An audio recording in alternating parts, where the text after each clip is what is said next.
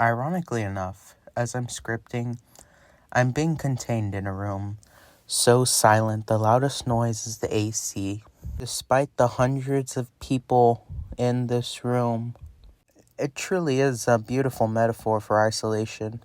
A room so large it fits more than the population of most towns, and despite it, nothing. You are felt trapped and left in a room of silence and the noise of the void where interacting is left to a zero.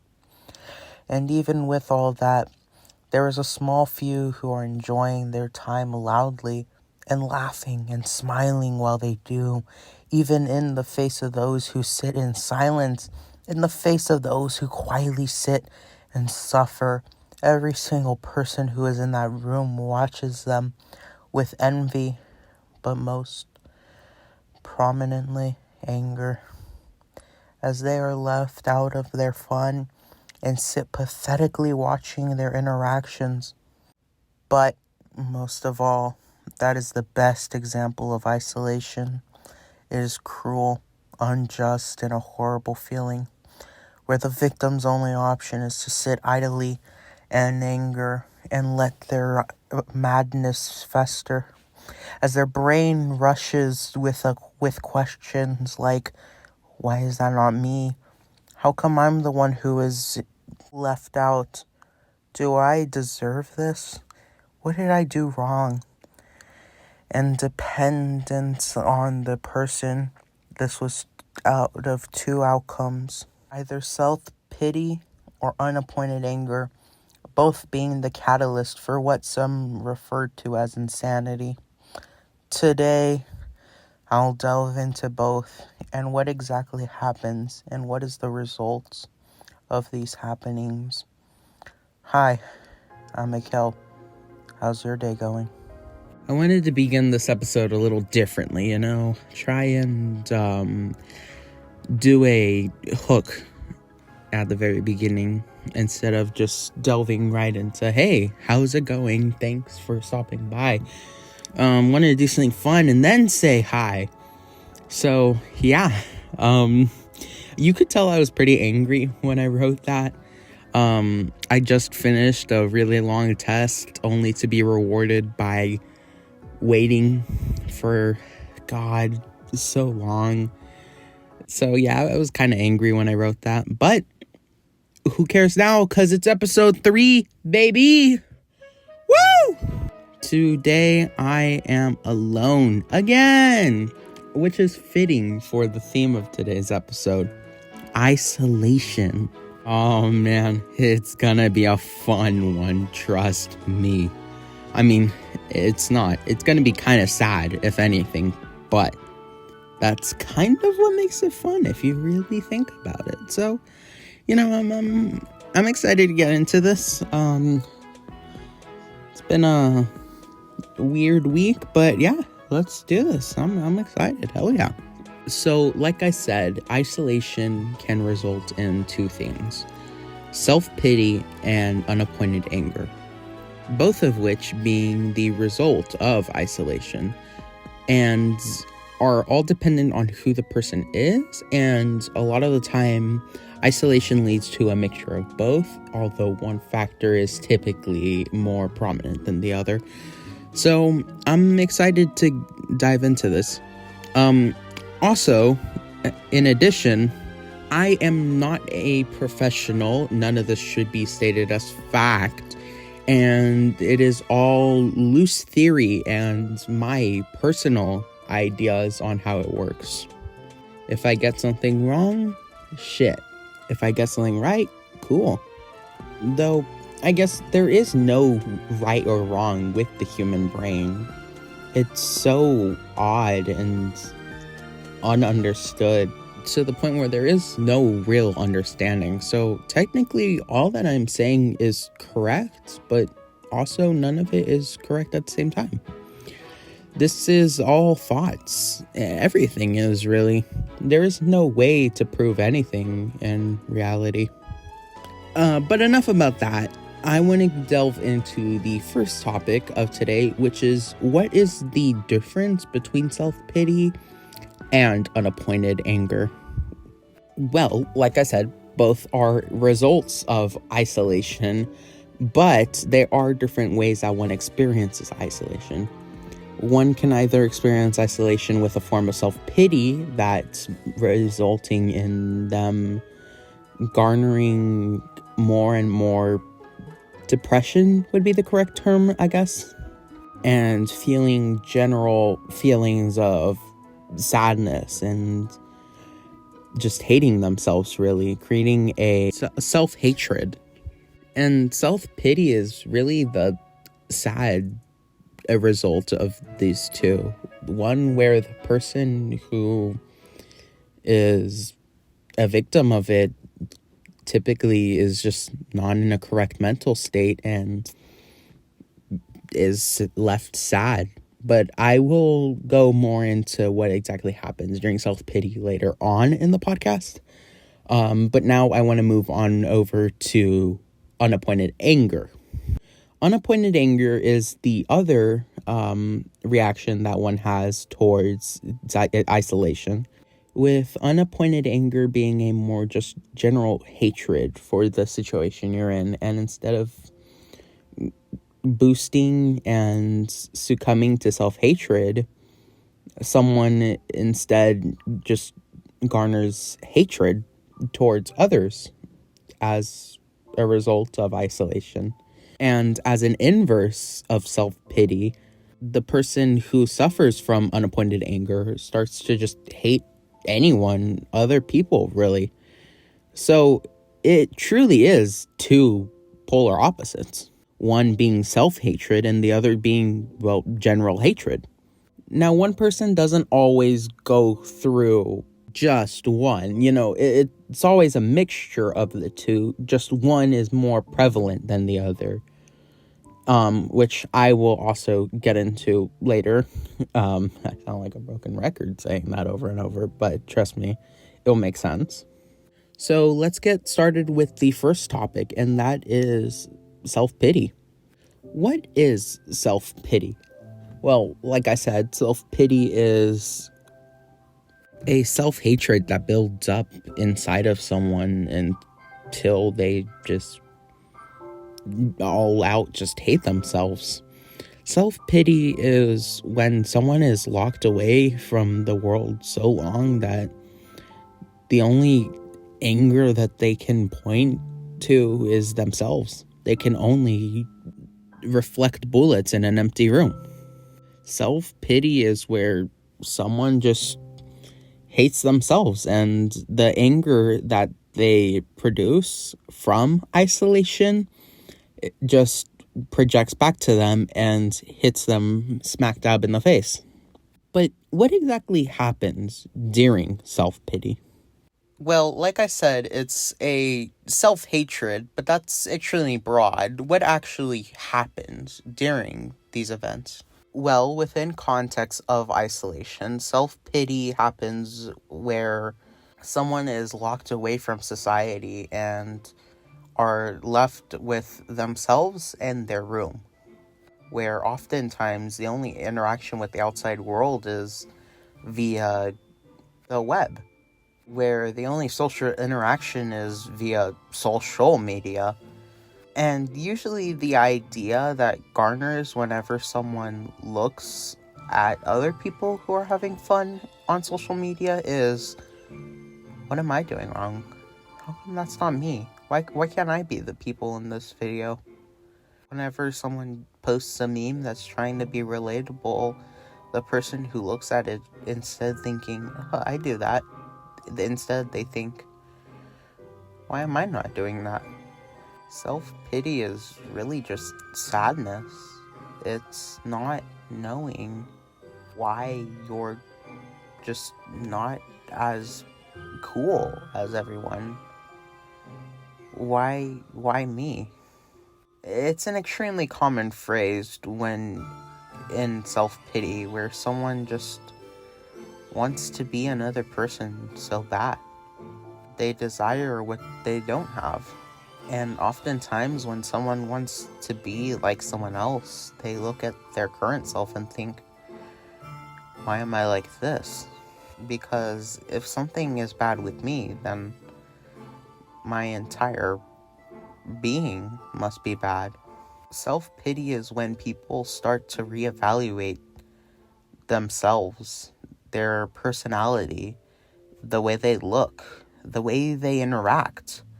Every single thing about them just becomes reviewed, and that just results in anger towards yourself. You create anger, but unlike unappointed anger, it is appointed. It's appointed to you. And usually when someone hates their own body, then that results in other things. Which is what I want to delve into next, and that is, what is the result of self-pity? Well, typically, as a result of self-pity, that's when depression starts to garner the most. That's when ideas of self-harm start to become the most prevalent. That's when ideas of hatred towards yourself and wanting to not care for yourself start to grow. Oftentimes, signs of depression are the inability to sleep, or just bad sleep experiences like insomnia, or just not having a good night's sleep, and eating issues. This can be overeating or undereating, as well as crying and anger, the inability to process information, or just fatigue, or just general weight problems. All of these are signs of depression, and that's usually what happens as a result of self-pity. But most importantly, what happens as a result of self-pity is social isolation. And like I said earlier, self-pity happens when you're isolated. So for self-pity to create isolation as well, that creates an isolation trap. In most cases, what happens is someone is put into isolation forcefully, and afterwards, when they've been in isolation for so long, then they just decide to stay there. And that's the thing that most people miss, is that when someone is isolated from society, after a point in time, they just don't want to interact with society anymore. And that's what creates the isolation trap, is people being stuck indoors because they just don't want to leave. They were brought into that environment, and now they can't leave it because they don't want to leave it. Self-pity is sad. Self-pity is media's most known form of isolation. It's typically what most TV shows and movies, or even educational awarenesses, are talking about when they mention self-isolation. They're mentioning self-pity. And oftentimes self-pity is what ends up in people taking their own lives. Except self-pity isn't the only resulting attitude when talking about isolation. Because now that brings me on to my next point. What is unappointed anger? Unappointed anger is when someone is angry, but instead of self-pity, they're angry at the world. They're angry at the environment that has brought them into where they are. Unappointed anger is kind of edgier compared to self-pity. Self-pity is the one where they get sad and you feel bad for the person. Unappointed anger is different. It's where someone is genuinely mad. They're angry at the world, and instead of turning that hatred towards them, they're turning it the other way, towards people. Unappointed anger is well, as the name suggests, it's anger, but there's no target here. They're just mad at the world. There's not a specific person they're mad at. They're mad at anyone. So, what happens during unappointed anger? Well, like self-pity, when someone's in isolation, they get mad. They are on social media and they see the world. They see everybody happy. Everyone is posting about stuff that are relatable to them, but they don't experience that. They don't do the same things that the other people do. And instead of being sad about it, they get angry. Where self-pity, the person hates themselves. Unappointed anger, the person who's in isolation does the opposite of hate themselves. They build an ego. The person who's in isolation in unappointed anger builds this sort of feeling that they're better than everyone else. They get a feeling that, well, I'm not experiencing these things because these are stuff for stupid people who need to interact with the world. I'm not one of them. I'm here being smart. I'm better than everyone. I don't need to have those plastic relationships, those stupid stuff to be cool. That's what unappointed anger is. That's where someone just gets mad whenever they see people hanging out. They're thinking, those idiots are doing dumb stuff. God, if only they were smart like me and actually knew how to experience thinking. Typically, people who go through this get mad at the world. They look at everyone as lesser than them because the only person they know is themselves. So if someone isn't like them, then they aren't as good as them in their own ideas. And the longer that someone is in isolation with unappointed anger, the more hatred that they grow, and the resentment towards society as a whole starts to fester until something bad happens. Unappointed anger is another really large version of isolation. Except the only time where the media talks about unappointed anger really is when it's already too late. Most of the time during cases of unappointed anger, people get angry, and that anger, it turns into violence. But instead of self-hatred, it's violence towards themselves, it's violence towards others. And especially here in the United States, a result of unappointed anger is typically shootings. Unappointed anger is really what creates America's killers. If you really look into all the most infamous violent criminals within history, they're people who were loners. People who lived in isolation from the outside world. And once they started to interact with the world, it was only so that they could do violent crimes. A lot of the most famous names when talking about people who have done these types of stuff are Robert Pickton, Jeffrey Dahmer, Eric Harris, and Dylan Kobold. All of these people were outcasts from society. They were people who spent so much time alone that the unappointed anger went towards other people.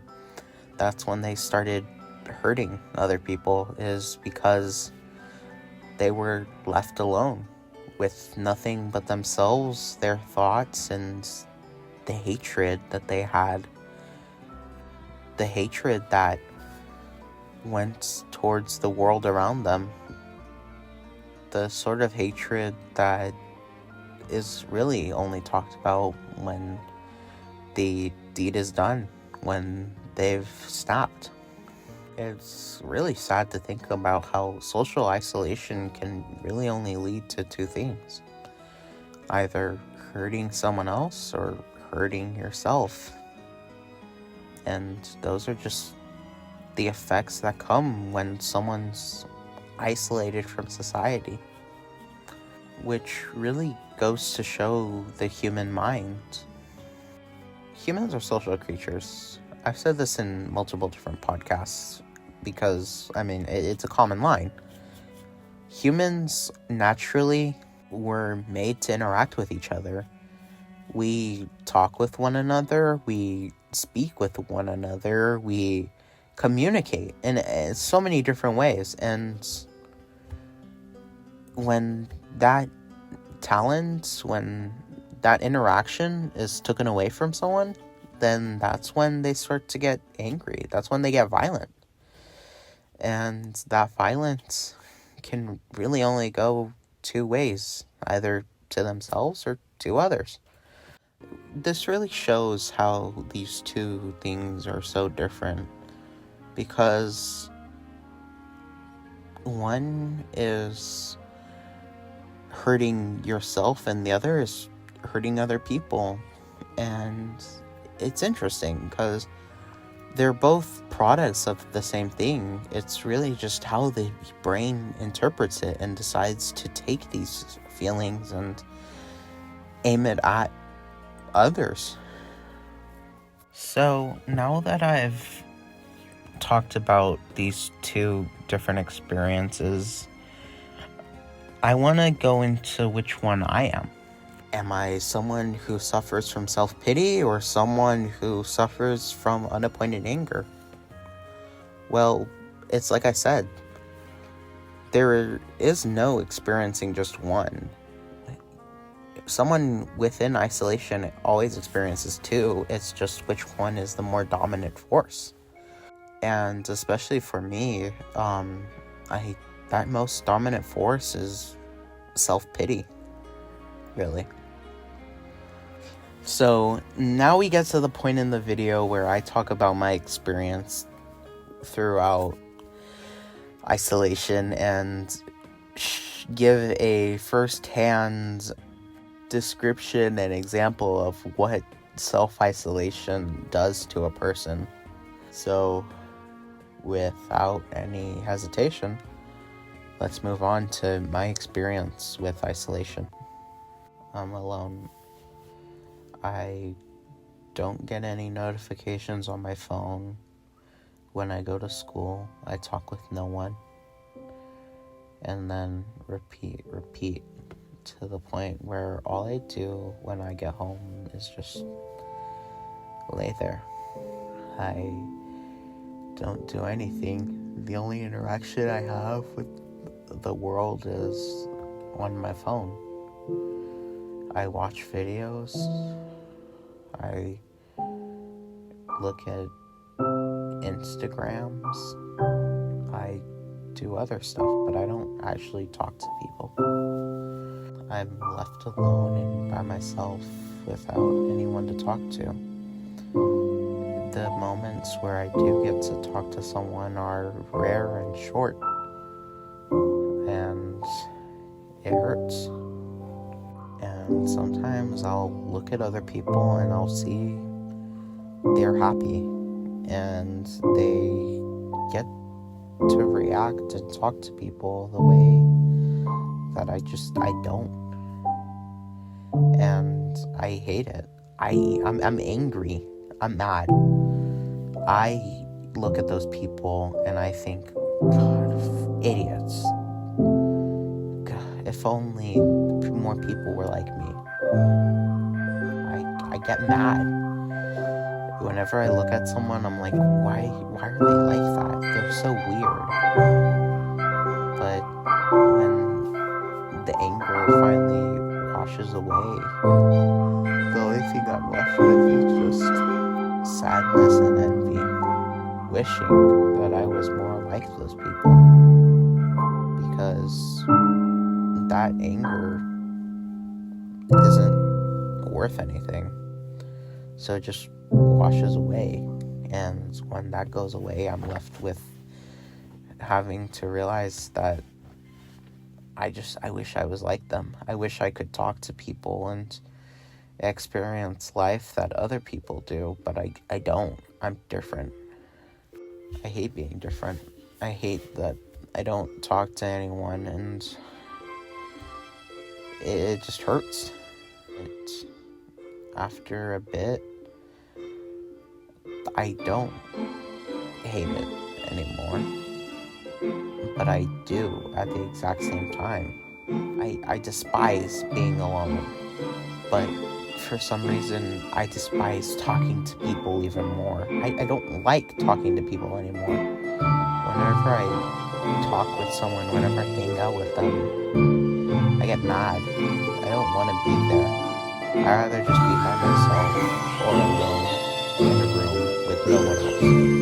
I want to become totally isolated. I don't want to have to go through the hassle of talking with other people anymore. I just want to be myself. I want to be alone, and I want to lay there forever. I don't want to get out of my bed or leave my room because I know then I have to talk to people, and I don't want to do that.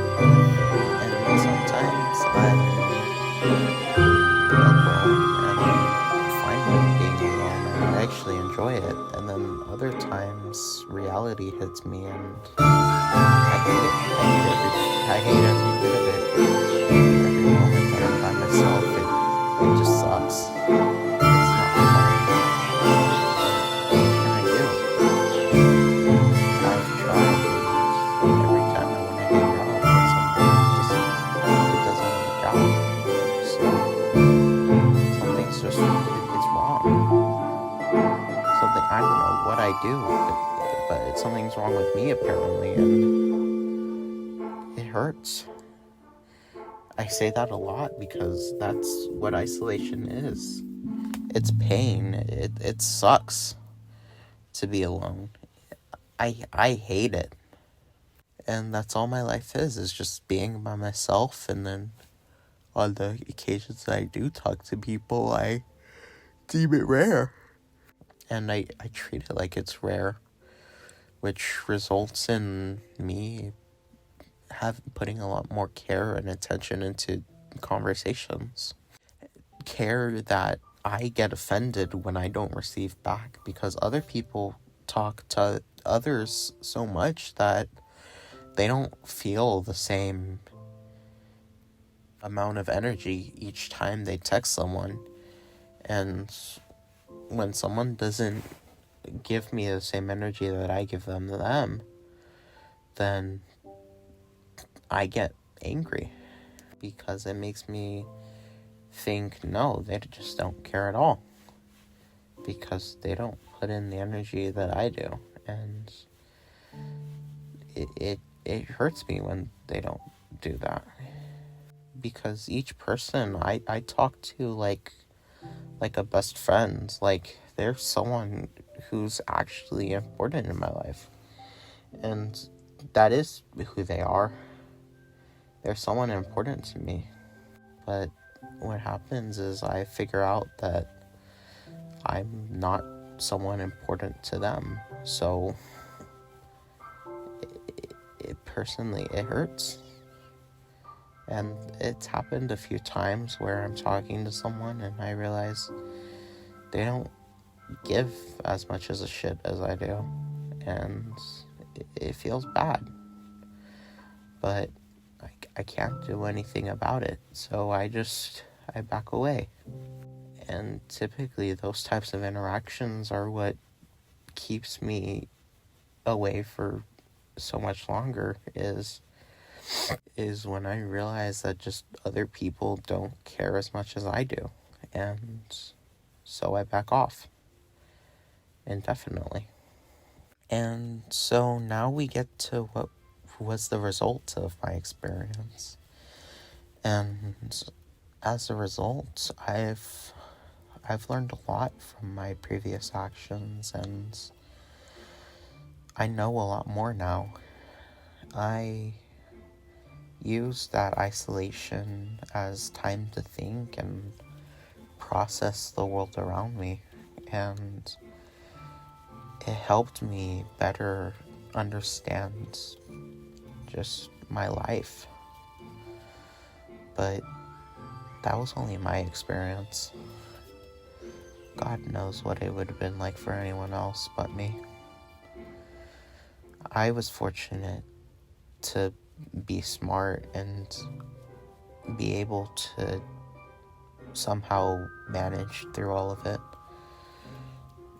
But if I was someone else, that self-isolation would have a completely different effect. And that's just how life works. It's odd in many ways. So, what are the effects of isolation on the world? How does it affect everyone? Well, with the example of unappointed anger, it can affect tons of people with the hatred that someone gains from isolation being targeted towards violence of other people. Isolation is the sort of anger and darkness that festers in, well, the darkness. And if we don't work to help people who are suffering from any type of isolation, then we're stuck with people who have experienced the negative sides and will take that anger out on the rest of the world. But as well, isolation it's cruel. It's something that no one should have to experience, and the more we work on eliminating that problem, the less people who are sad in the world there will be, and it will just be beneficial as a whole. We need to learn to be more open to people, more accepting, because when we're not, then that's how we create bad guys. That's how we create villains, is when the world looks down on another person just for who they are and themselves, really. No, not all isolation is terrible. There are positives and there's negatives, It gives you time to think and process the world, and it's not so rapid, Isolation gives you time to just enjoy life sometimes. Sometimes isolation creates so much delusionment that you're able to just take a moment and look outside for a bit and enjoy it. And so isolation can be fun. It can be nice to be able to take a breather from the world. Try and forget everyone that's outside for a moment and just think about yourself for a bit. And then there's the obvious negatives. The hatred that begins to grow inside of someone once they've been isolated for too long. And that's really what's the issue, is there's a certain level of isolation where it becomes a negative. And it all depends on how much time you spend alone. It can be a good thing that benefits you, or it can be a negative that doesn't just hurt you, but can end you. So, I'm gonna put my final thoughts and say that isolation is something important that we need to focus on as a society, because if we don't focus on helping those who are isolated from society and are lost, then we can never help them find out where they are in the world and show them their importance. And with that was today's episode. It was a bit shorter than usual, but it's been a long week, so I tried to put out a podcast that was good, but also easy to do on me. And I think I created something pretty notable. So, I guess I'd give my final regards, and really, I would like to say with that, if you enjoyed, thank you. If you didn't, let me know. But mainly, thank you. And good night.